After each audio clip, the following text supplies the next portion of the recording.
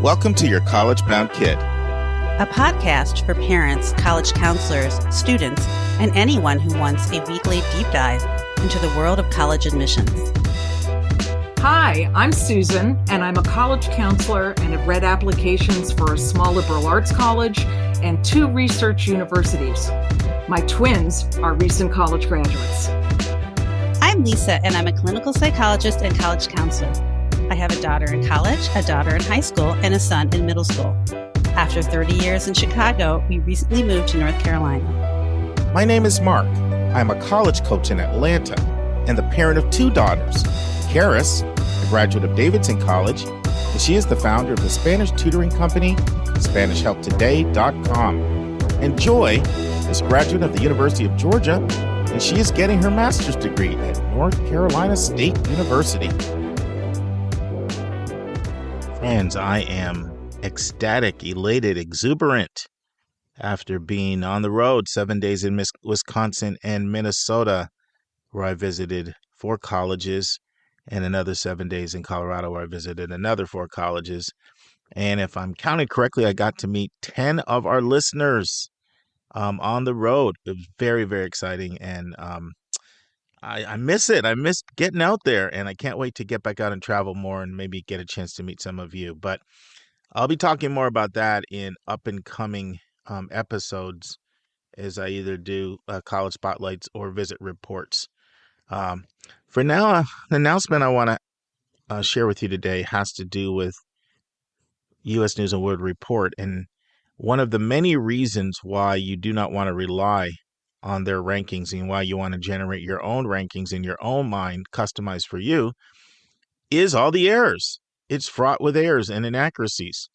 Now, they recently announced that 10 colleges will be delisted for misreporting data. But what I want you to think about, and if you've been listening to my interview with Sue Corner, she talked about how easy it is for schools to misrepresent acceptance rates, admit rates, and rankings. But think about it. If 10 schools are being delisted, how many more are falsifying and fabricating data and not being caught? I will posture that this is just the tip of the iceberg. I bet they catch about 1% of what really goes on. So it's just something to think about if you're someone who puts a lot of stock in these cumulative rankings. But just to let you know, some of the schools that are going to be delisted for this year, I'll share them with you. But this is a big setback, and as Higher Ed Drive reported, this is a major setback again for U.S. News and its powerful lists. Many admission professionals already abhor them. They say rankings play an outsized role in students' decisions about where to attend college, and therefore institutions focus too heavily on boosting their list placement to the detriment of their school mission. So, in the past, we've talked about Temple University, the business school dean, who literally is in prison for 14 months for fabricating data and fined $250,000. We didn't talk too much about this. We just mentioned it, but the University of Southern California, they fell out of the graduate rankings for the Rozier School of Education for falsifying data. And then we've talked about Columbia University and the research Michael Thaddeus did, the math professor, exposing major flaws in how Columbia was presenting data to U.S. News. And Columbia made a decision to pull out while they do their investigation. But really, U.S. News is about to delist them anyway, just because they're trying to show some semblance of integrity so people can believe in the credibility of these bogus rankings. But here's some others. Northland College, it's a private school in Wisconsin. They inaccurately reported that they had an average federal loan debt for 2020 of $22,615, when in actuality, the average debt was $31,143. So these are all metrics that go into your ranking. Western Illinois University initially said that 55% of their 2020 graduates had federal debt upon leaving college, but in reality, 88% of the class had debt. So they said 55 when it was really 88. One of our prominent universities, Villanova University, private institution that I used to live extremely close to, suburban Philadelphia. They originally reported that their average need-based grant was $51,739, and when in reality it was $40,323. So they got caught with that. One of the SUNY schools, Morrisville, they got caught on about a couple of things. They said that in the 2014 cohort, they said that for students that received Pell Grants, 48%, they had a 48% graduation rate, and they said that was 39% of the cohort. Well, in reality, the graduation rate was not 48, it was 38%, and instead of 39% getting Pell Grants, it was 29%. And another prominent college, Whitman, school I hold in high regard, I've done a spotlight on before. They said their average federal debt for 2020 was $4,854, and that 25% of graduates had debt. Well, in reality, average debt $17,298, and 37% had debt. Now, in fairness, that's still a low amount of money. That's still significantly below national averages. So I will give them credit for that. But nevertheless, falsification of data. And by the way, U.S. News is a little bit of a checking process here, too, to not ding you just for an inadvertent mistake. And then there were several grad schools that also had to get booted. East Tennessee State was one. They incorrectly reported a 3-year grad rate from 18 to 20 of 45% when it was 38.9. Another very prominent school, University of Virginia, they said their 3-year average during those same years for their primary care specialties was 59% when it was 38. And a school I just had the pleasure of visiting, the University of Colorado, this is their medical campus. They incorrectly submitted data about 2 of their online programs. And then also the nursing school of Averno College. It's a nonprofit women's college in Wisconsin. They reported the number of 2020 graduates from their Master's of Science program in nursing was 188, when in reality it was 48. So one more reason why you should be very dubious and skeptical about a source like U.S. News, particularly for cumulative rankings. Okay. For the next 2 weeks, we have a very, very exciting guest that I'll be interviewing along with Susan Tree. The two of us tag team just like we did for almost a decade at the Westtown School, and interviewed Ben Baum.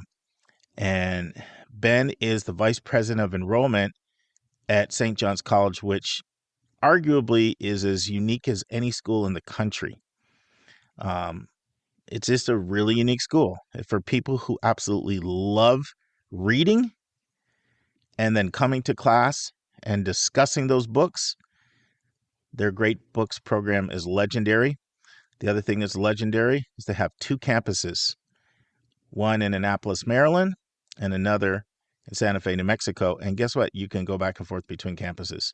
So you're going to hear a lot more over this week and next week as Susan and I interview Ben Baum. Listen and enjoy.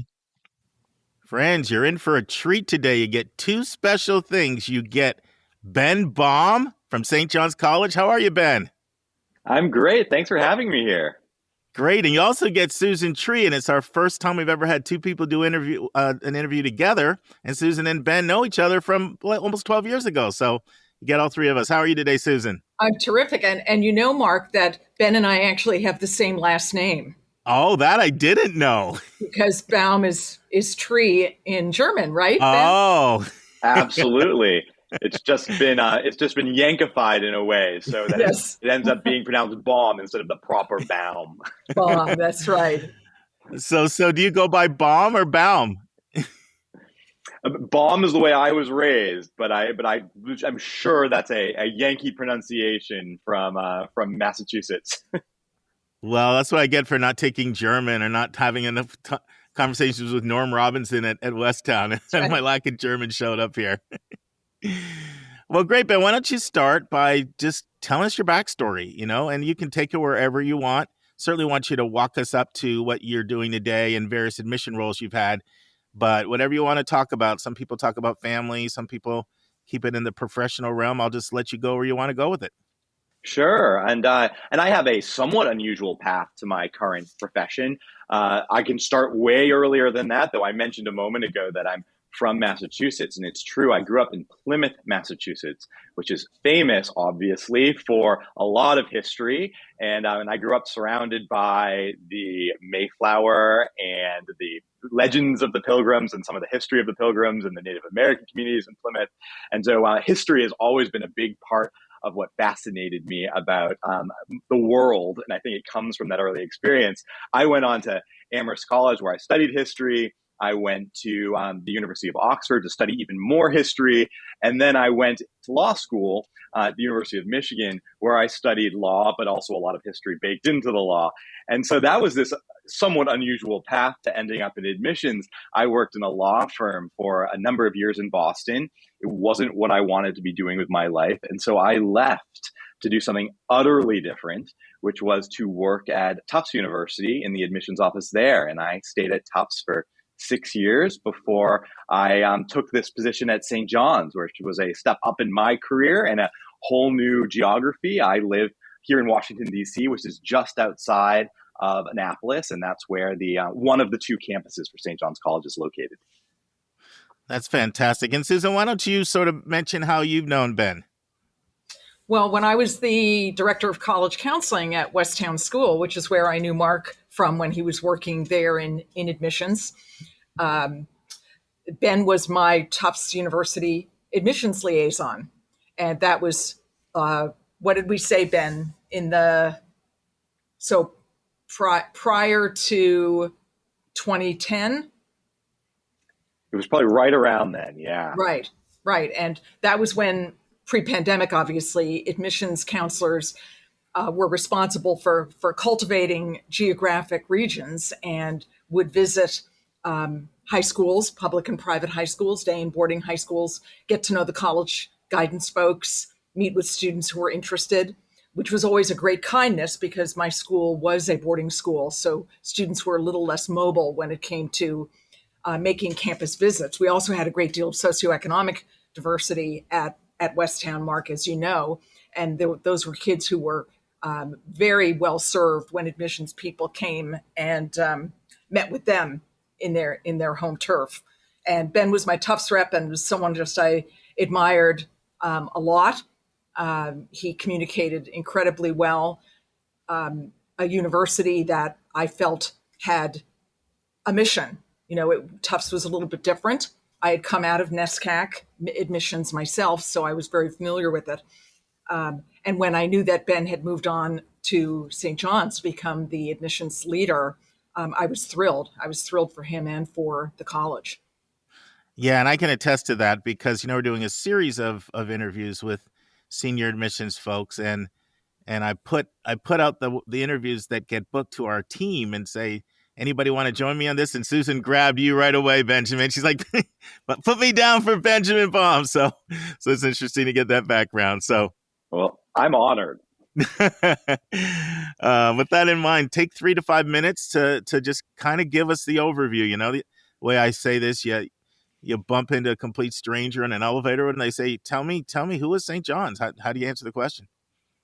Well, this is one of the great pleasures of my job is to talk about what is probably among the most unusual colleges or universities in the world.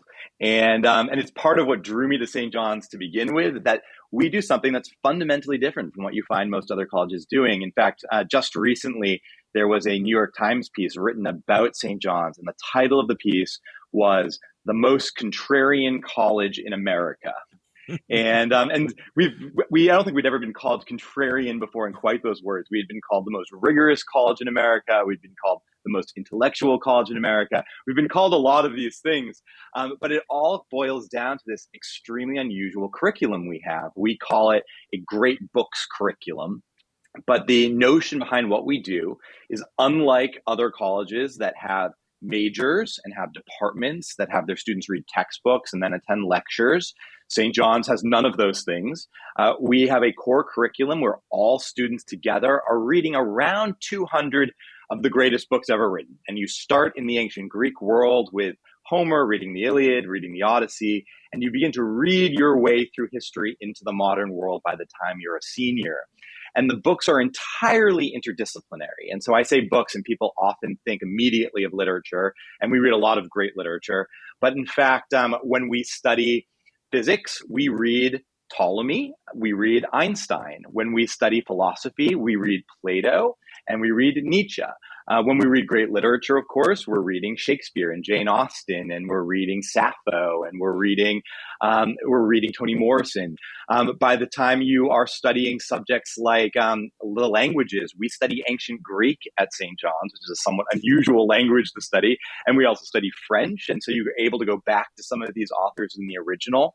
But the whole notion behind what we do is reading these books in this interdisciplinary way, and then coming into class and having a discussion about the books in a small discussion-based classroom. And that's one key element to what we do. There are no lectures. And so students can expect to have this dynamic discussion in the classroom.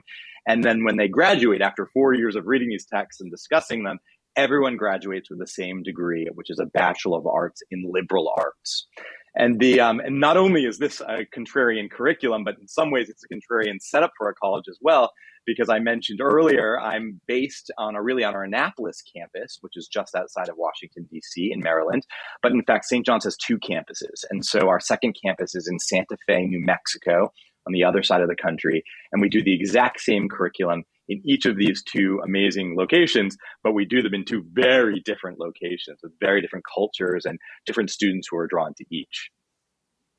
Great. Susan's got a question for you. Well, it's funny, Ben, as you were describing it so beautifully, a few things came to mind. A lot of high school students today wouldn't even recognize the names of the authors you mentioned. And that's not so much a question as it is an observation, that a lot of my generation did pre-social media, because even if we weren't in a great books curriculum in our high schools or colleges, we had parents perhaps who had read those books, not exclusively, but they were household names even in some small way. As an educator, I am so glad that an institution is not throwing in the towel, that the value of what a great books curriculum accomplishes is it transcends time, and it transcends politics, and it transcends sociology in a way. It continues to ask us to think critically about the most important parts of our human existence. That said, how does St. John's now, 21st century, articulate its mission in a way that is relevant or appears to be relevant? That's a really good question. And there's so many ways of unpacking that, actually. I mean, St. John's is actually the third oldest college in the United States. We were founded in 1696, before there was a United States. And so there's a lot of history here. But we kind of fast forward often to 1937, which was the year we adopted the essence of the curriculum that we have today. There have been changes, of course, since 1937, but the core of what we developed was developed then. And it was really, at the time, a reaction to other things that were going on in higher education. And other universities, departments were increasingly the center of what was happening in the classroom. Lectures were a big piece of what happened for undergraduate students. There was a siloing of knowledge that happened. And the founders of the curriculum at St. John's in 1937, who were working actually quite closely with people at the University of Chicago, at Columbia University, and you see some parallels, in fact, between the curricula at those institutions in St. John's today, we're all brainstorming how do we respond to this. And so this curriculum at St. John's was built as a reaction to the siloing of knowledge. It's a reaction to the idea that you would just study specific things, hoping for a specific career outcome, and instead to reflect much more thoughtfully on these big ideas that inform human existence, and human existence from philosophy, from the way we see ourselves, to the natural world, to the sciences, to mathematics, that these were fundamental principles that could inform how any good citizen in a democracy can function. And in fact, that I mentioned that word democracy because I think it's a really important piece of our story and still so relevant today. 1937, of course, was this moment when the world was grappling with fascism. And the St. John's curriculum was also a reaction to increasing fascism seen abroad and the need for this much more democratic structure within a college in which all voices are heard and these conversations are happening. And so St. John's was seen as an antidote, in fact, to that kind of fascist thinking that was taking over many places in Europe. And so there's a lot of history to this, but in fact, it brings us to this moment today where the St. John's curriculum is and remains so relevant because we're still in this moment where there are forces politically that are extremely challenging to democracy. We're still in this moment where knowledge tends to be siloed, and so students go to one university just to study engineering or another university just to study literature. And we're in a moment where the workforce is looking for people who have much more diverse skill sets than just one subject. And so what we're training people to do at St. John's is really to think. It's to think in conversation as well. So how you speak, it's how you write, and to leave this place as not just someone who's going to become a particular lawyer or a doctor or whatever career it happens to follow, but also a good citizen of this democracy that we live in. I imagine that your job must be exhausting. I mean, when I was in admissions, I worked for a small liberal arts college, New England. People kind of had an idea of what that was about. It was a genre of college, and families, this is in the 80s and the 90s, tended to be looking at colleges within that kind of small liberal arts, not necessarily urban. But I could begin a conversation with a prospective student and prospective parents with some idea of what they were bringing to that conversation. I could almost anticipate it. You must be utterly exhausted when you come back from a college fair or an admissions event where people just randomly, oh yeah, I know the name. Are you the D1 basketball school in Queens? You know, that almost beat Villanova. I think you did actually. But so first of all, there's the college versus the university. And then you've got, less than a 3-minute elevator speech to introduce a family and entice them to want to learn more. You just did a beautiful job, right now, but not all families are speaking that language.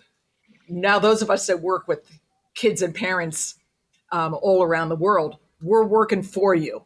We're doing our best to do it. But what do you say when a parent throws down the ROI gauntlet?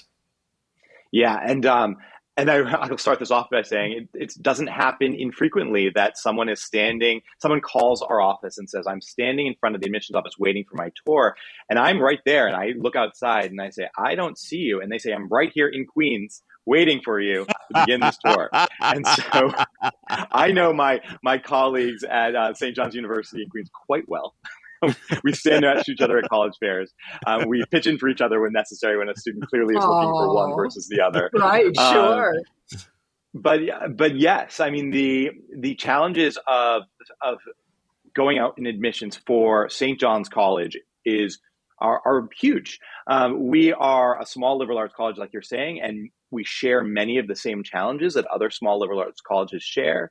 The increasing desire, it seems, amongst many high school students to go to big universities, to have big sports teams, to be in big cities. Those are things that we don't offer and many other small colleges don't offer. But then on top of that, we look very different. I mean, the conversation about St. John's has to start by talking about the fact that we don't have any majors. And so one of the most fundamental questions that most college counselors listening to this probably tell their students to ask when they go to a college fair is to tell me about the specific major you are interested in. And when someone does that to me, they say, I'm interested in literature. Can you tell me about your English major at St. John's? I have to both meet them where they are and pivot to explain how we do things so differently. And so one of the big challenges for anyone working in St. John's admissions is to really learn lots of elements of our curriculum. I can have a student who wants to talk about literature with me in one moment. I have another student who wants to talk about math with me the next moment. And I need to be able to reflect on what parts of our curriculum really resonate for that particular student. Can I share with them? And then how do I then kind of inch back and start to explain? And in fact, in addition to studying literature, you're going to be studying physics and math and chemistry and music and language and all of these other subjects. And not only are you going to be studying these separate subjects, but you're going to be discovering the ways they're connected to each other. And that inevitably brings us to this question of ROI and how students go out into the world with this degree and succeed. And fortunately for me, we have a whole host of alumni that have done incredibly successful things with this degree. And so that is one easy way of trying to describe this. I can point to people like Lydia Polgreen, who's a columnist at the New York Times right now. I can point to Warren Winiarski, who founded probably one of the greatest vineyards in Napa Valley. We have United States Senator Ben Sasse. We have major leaders in business and in education. And so I can point to all of these different people. And then what I try to do is tell a story of how do we get so many people doing such diverse, unusual things from this one college? And I think that ties back to the kind of curriculum we have and the kind of expectation we have of our students, that they're going to be exploring all these different subjects and be asking deep questions. And that could lead them to journalism. That could lead them to winemaking. That could lead them to politics. That could lead them in all these different directions. And that's one of the great virtues of what any liberal arts college should do, in that we're not focusing on one pre-professional track, but I think it's something that St. John's is particularly good at doing because we're drawing all of these connections. And if there's one kind of thing shared in common by Johnnies when they leave, it's that they're going off to explore the life of the mind more than they ever would have in any other place. And so we send a lot of people on to graduate school. About over 70% of our graduates go to graduate school. And we are actually the number one college in the country for the percentage of students who end up getting PhDs in the humanities. We're in the top 10 in virtually every category of PhD. And so we produce a lot of teachers, a lot of professors, a lot of people who want to keep living that life of the mind after their St. John's experience. That's just astounding. That's just astounding. How so here we are in the 21st century, right? Those of us who've been around for a while saw it coming, right? And we saw new values starting to be lifted up as corporate America, as corruption in corporate America started to become much more public and visible. And I would say not just corporate America, I would say lots of areas. The crying out in business and industry and in STEM for character, moral leadership, critical thinking that extended to understanding and appreciating diverse perspectives, right? This is language that started accelerating at the end of the 20th century. And colleges started working overtime to figure out how to speak kind of truth to power through their curriculum. Some threw their full body weight into STEM and business, right? Because they saw the tidal wave coming from China and India and how far ahead other cultures were. And then I think the liberal arts colleges started trying to figure out how to do it. has there been kind of a re-examination at St. John's of how to pitch? You know what I mean. I'm saying that with deep respect, but how to kind of take the great books to. I know your curriculum is developed, obviously, but in a way to say, listen, this is what corporate America is looking for. They're looking for you. And this is the kind of education, if I can help you see, it's actually the kind of education that corporate America is saying, you will be the future of our, multinational corporations. I digress here, but I think, you know what I mean. Yeah, absolutely. And I mean, we see this in particularly in places where Johnnies have graduated and now have senior roles in corporations. But you also see it in places that have absolutely no connection to us, but have over time hired Johnnies. They've come back to us and said, how can I develop a pipeline where I get more of you? And it's not a function of a specific skill set. There's a cryptology firm in Washington, D.C. that has hired a lot of Johnnies over the years. And it's not as though we have a cryptology program that has trained students in that field. We don't even have a computer science program where we've trained people in that field. But we've trained people to think, to read, to draw connections. And it's those skills that really end up mattering so much in the workplace. And so you can have these corporations who then come to us and ask us for this and ask us for more of our students. And as a result of that, we've built structures that are really designed to support students, to guide them there. And this is, an evolution that's happened at a lot of colleges, I think, over the last probably 30 years or so. There was a time where you just allowed your graduates to go out into the world and find their way. And we've really developed two exceptional offices: a career services office is what we call it on our Annapolis campus. An office of personal and professional development is what we call it on our Sante Fe campus. Both offices are doing overlapping and very similar types of things, helping to guide students from the beginning of their freshman year to think about how their experience in the classroom is going to translate into an experience in the real world. And what I can give you lots of examples of this. I mean, there was a student I know recently who did an internship in the summer between her freshman and sophomore year. And she thought, she knew going to college she wanted to be a lawyer. And so she did that internship at the Maryland Attorney General's office. And we built that relationship for her. We have a relationship with that office. In fact, we offer funding to students working there and in other otherwise unpaid internships so that they can afford to do those internships in the summer. So she was awarded one of those scholarships. She did that program and she walked away and she said, I hate the idea of being a lawyer now that I've done this program. And it was through the fact that she's sitting in our classroom where she's talking about law. We talk a lot about law at St. John's, but also these other subjects, that she discovered a passion for something she never would have known prior to coming to St. John's, which was physics. And physics, not someone who considered herself to be a STEM person before arriving at college. And yet St. John's exposed her to a totally different way of thinking about math and science that brought her to this level of physics. And by the time she was a senior, by the time she was between her junior and senior year, she's doing physics lab research instead of working for an attorney general's office in the summers. And then she graduates and goes on to do a physics PhD program. And so this is just one example of many like these I hear, where the guidance of those offices we've built alongside this curriculum we have, which is so interdisciplinary and helps guide students to a place they otherwise may never have found at a more traditional kind of environment where they were just expected to choose one thing and focus on that one thing.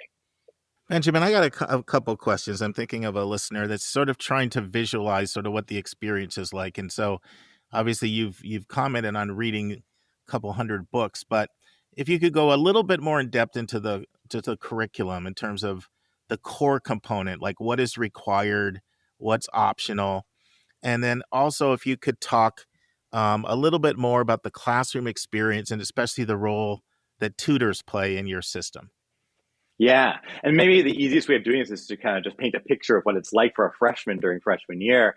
When you arrive at St. John's, you don't register for classes in the same way you register at most other institutions. Instead, everyone's going to take 5 classes over the course of their freshman year. And those classes are a seminar class. That's what we call it. Seminar meets twice a week in the evenings on Mondays and Thursdays. And that's kind of the heart of what we do. It will be a class of no more than 20 students reading and discussing great works in the humanities and social sciences, literature, philosophy, law, politics. They're in a room of 20 students with 2 of our tutors. And that's a funny word. Most places refer to these people as professors. At St. John's, we call them tutors because they don't profess. They're not lecturing. Instead, they're in the classroom guiding a conversation amongst the students. And we put 2 of them in the room because that way there's no one authority. There's no one person who everyone is turning to for an answer. Instead, they might disagree with each other. They might play off of each other, but really their job is to ask questions, to guide that conversation. And the only authority in the end in the classroom is the actual text itself. And so, freshman year, the very first text you will read in seminar at St. John's is Homer's Iliad. And so you will come having started to read Homer's Iliad, you'll come to this classroom, and the tutor will ask an opening question of some sort. Like, what is the nature of war? That could be the kind of opening question you're asked in a seminar about the Iliad. And students will just jump in and they'll start talking, not to the tutors, but to each other about what they saw in the Iliad, and everything they talk about needs to be grounded in some way in that text that we're discussing that day.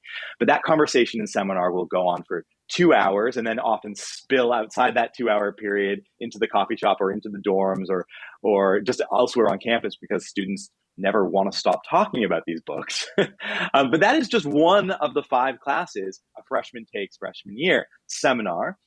We also take a math tutorial, a language tutorial, a science laboratory, and a music class. And each of those is also seminar style. So each one of those is a seminar style discussion of a group of usually on average about 16 students, but never more than 20 around a table with one tutor helping to guide that conversation. And in math, the very first text you're going to read will be Euclid's Elements. And so many of us have studied geometry in the past. We studied it usually through a textbook, reading about Euclid's ideas translated into a textbook. Instead, we read what Euclid actually wrote, and we come to class and we actually have a discussion about it. We go up to the board and we demonstrate his propositions, and we try to figure out how he arrived at the definitions and conclusions he comes to in his own writings. The same is true in the sciences, where we start with usually looking at Aristotle and understanding the natural world, and then move on to physics and Ptolemy. In fact, both of our campuses have this incredibly unusual object known as a Ptolemy stone, which is designed to track the position of the sun in the sky. And this is a stone that was used in the ancient world, and no one uses it today. But we go back and try that, the very work that Ptolemy was doing thousands of years ago on our own campuses. In language, freshman year, everyone's going to study ancient Greek. And that allows us, by the end of sophomore year, really to start reading some of these texts that we are reading in translation in English in the original Greek. And then in music, we do it slightly differently on each campus. In most respects, St. John's is identical in the curriculum on each campus.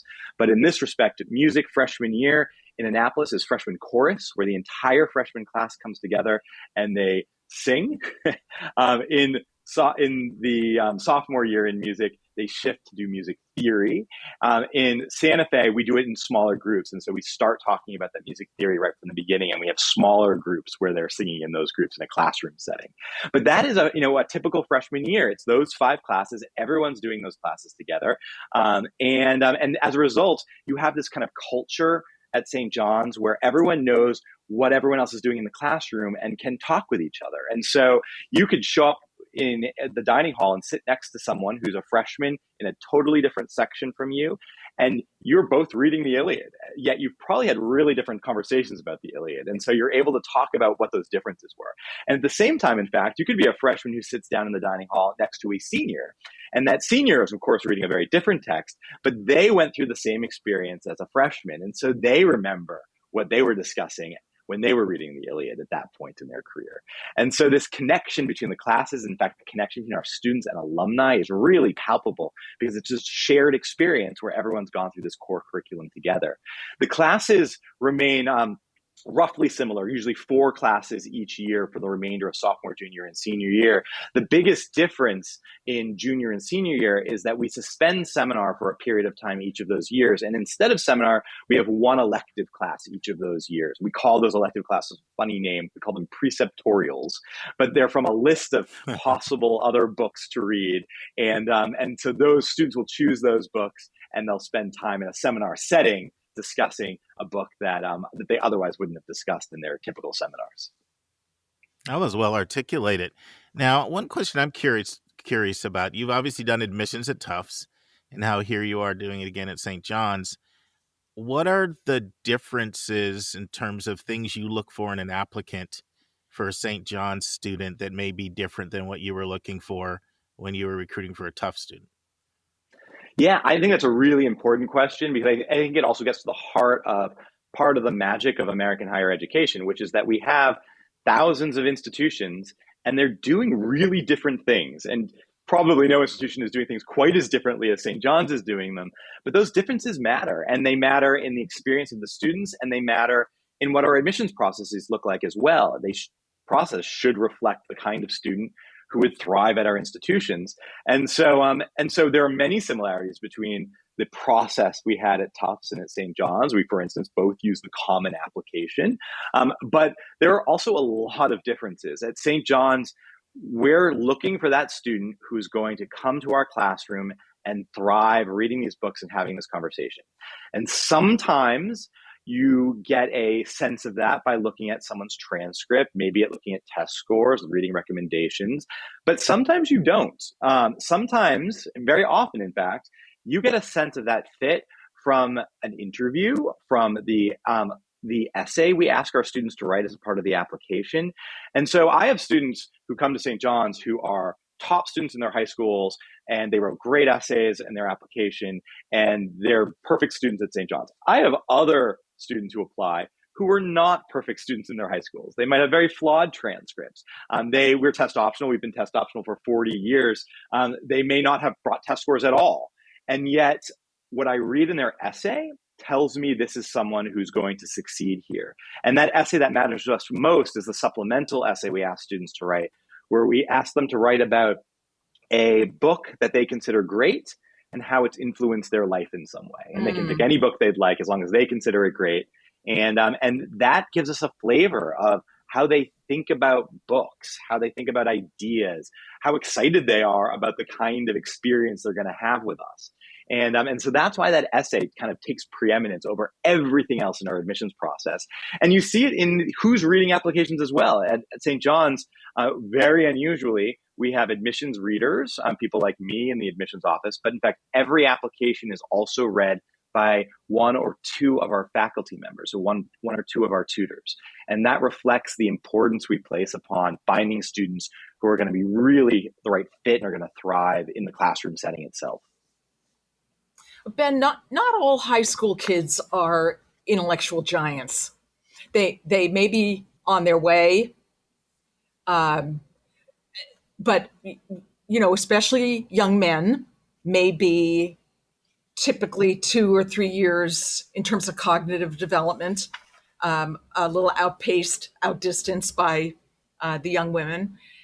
Those of us who've worked in high schools are keenly aware of that. And when I was in admissions, we used to acknowledge that all the time. And then you've got another category of kids who are did not grow up in homes where there were strong intellectual values. Parents may have been very smart, but maybe they did not have a college education or even finish high school. There's a great richness of that diversity in our country. And some kids in another category don't attend inspiring high schools. They might be attending just very plain and simple, straightforward schools that are cranking out according to their state standards. How do you kind of account for the differences? Like, you say you get an application from a student who kind of gets it, but doesn't have the background. How do you worry about that kind of applicant, or? Yeah, well, I think we've been called, in the past, we've been referred to as having the most personalized admissions process in the country. I don't know if that's entirely true. Maybe there are other places that have very personalized processes as well, but we really do. I mean, we work one-on-one with students through the application process, and we don't see that process as a process where we're just trying to accumulate as many applications as possible in order to deny the majority of them. We're looking at this process as a search process to find those students who are going to really excel in this unusual college. And so that can mean all sorts of things at different various points in the process. But it means that in the initial stages of this, we are out there talking with counselors, talking with students, talking with parents, trying to show them the things that make this place so special. And that can really vary depending upon the person you're talking to. I mean, you mentioned it earlier that some of the books that we read are well known, but many people, depending upon their background, may not have heard of all of those books before. And so I'll pivot. If I'm in one setting, I may talk about this great list of books and people recognize them and they're nodding along. And in another setting, I might really talk about the skills that you learn from being in this classroom experience. For some people, it's not the books that draw them to St. John's. It's the ability to be in a classroom where they're having their voice heard and they can have these really dynamic conversations. And so how we frame this can really vary. And I think that's on admissions. That's not on the student, for us to be able to find those people who are going to thrive, even if they don't know it yet. So that's one way of looking at it. Further in the process, though, I mean, it happens all the time where we have an applicant apply, where there are glimmers of that fit for St. John's, but they're not all put together. It's not perfectly wrapped up with a bow. And there might be other colleges that would stop there and say, well, this isn't the right fit. They've submitted their application. This is it. But we take that personalized process throughout the whole of the admission cycle. And so I will stop sometimes when reading an applicant and say, let's get this student an interview. Let's have a conversation with them and find out a little bit more about what they're thinking. And I cannot tell you how often a student who seemed maybe a little disconnected in their essay, not really demonstrating the things we were hoping to find in that essay, really blossoms in the setting of an interview, where all of a sudden they're telling you about the books they're reading and about how much they are excited to do this kind of curriculum. And it was by allowing that additional opportunity and delving a little bit deeper that we discovered that. And that is, I think, something that's on the admissions staff to do, not on the student to prove on their own. That's great. Wow. Friends, this completes the first half. We hope you'll join us next week for the final part. And Thursday for episode 241, I'll be tag teaming with Julia as we will be discussing an article called Seeking College Admissions Edge, More Students Take a Gap Year. This is a Wall Street Journal article by Alex Janin. It deals with the rising college rejection rate is leading more kids to take a gap year in an attempt to get into a better college than the ones that they received acceptances at.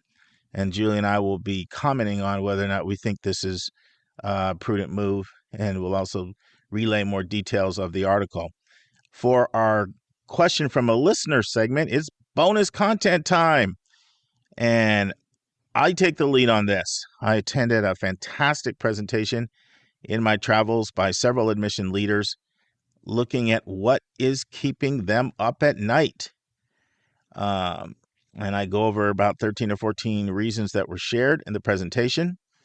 And another way you could look at this is, why are the colleges being so aggressive to try to recruit me? And it's partly explained by the compilation of factors that are coming together and keeping admission officers late at night. So I think it'll be helpful. I think you'll enjoy it. It'll be part 1 of 2. And for our interview, it'll be our final segment with Sue Corner. as she continues to discuss Willamette University. And friends, you know I say something over and over and over again. I can't say it enough, in my opinion, but it's not where you go, but it's what you do when you get there. And it's what you do when you get out of there. That is what is going to determine your career trajectory. One thing that made me really happy when I was on the road, one of our listeners had a chance to meet and break bread with. They quoted this back to me. They said, remember, college is not a prize to be won, but a match to be made. So I hope you guys remember that. See you on Thursday, everybody. And that's our show. A big thank you to you, our listeners, for tuning in this week. If you find this podcast helpful, please follow us and you'll get every single episode as soon as it is released. If you're interested, there are a few ways you can really support our podcast. You can click the share button and send it to your friends and acquaintances. You can help us pay our staff and our expenses by donating on our website. You can write a review for us on Apple or Spotify. I'm the producer of the podcast, but we have a fantastic team of 14. Shout out to our co-host, Dr. Lisa Ruff, Dr. David Williams, Susan Tree, Vince Garcia, and Julia Esquivel. And to our substitute co-host, Sylvia Borgo. Our sensational sound engineer is Nemanja Motvich. Our amazing music is from Victor Allen Weeks. Marketing designs are from Kimberly Blass. Lily Parikh manages our Instagram. Our image editor is Talha Khan. Joyce Ducker does our website episode updates. And our webmaster is Stalianos Dimitriou. If you want to have a coaching session with Lisa or me, just text me at 404-664-4340. If you have a question you want us to answer, or if you have a recommended resource or article you think we should discuss, just send it to questions@yourcollegeboundkid.com. By the way, check out our website, where you'll find lots of content that is not on any podcast app. Our website is yourcollegeboundkid.com. If you want to learn about other hot admissions topics, follow us on Twitter at YCBK Podcast. We think of you as our listening family, and we look forward to meeting again with you every single Thursday.